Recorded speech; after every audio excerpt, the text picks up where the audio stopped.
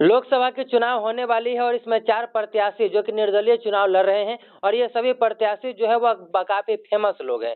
आइए हम चारों की बात करेंगे कि आखिर ये कौन-कौन से लोग हैं जो कि निर्दलीय चुनाव लड़ रहे हैं और अपने आप को दावा कर रहे हैं कि हम जीत कर संसद में पहुँचेंगे और बिहार के लिए आवाज़ को उठाएँगे। आइए कौन है ये 4 प्रत्याशी, कौन है ये 4 लोग जो निर्दलीय लड़ रहे हैं, किसी दल ने इनको टिकट बिल्कुल भी नहीं दिया है और ये अपने दम पर लड़ रहे हैं। तो आइए हम एक-एक करके बात करते हैं। सबसे पहले हम बात कर लेते हैं भोजपुरी के पावर स्टार पवन सिंह के बारे में।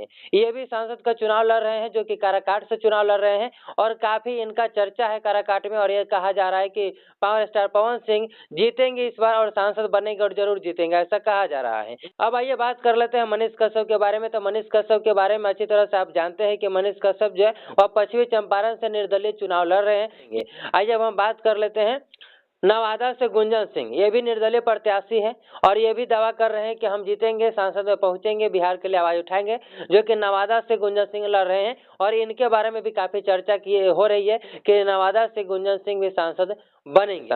अब आइए बात कर लेते हैं बक्सर से जो आनंद मिश्रा है, जो कि ये भी निर्दलीय प्रत्याशी है, किसी भी पार्टी ने इनको भी टिकट नहीं दिया है और ये भी अपने दम पर चुनाव लड़ रहे हैं। अब आइए बात कर लेते हैं कि चारों प्रत्याशी जो कि निर्दलीय चुनाव लड़ रहे हैं और ये सभी दावा कर रहे हैं कि हम जीतेंगे। लेकिन आइए अब हम बात करते हैं कि क्या ये सभी प्रत्याशी जीतेंगे या सिर्फ हवा बनाया जा रहा है।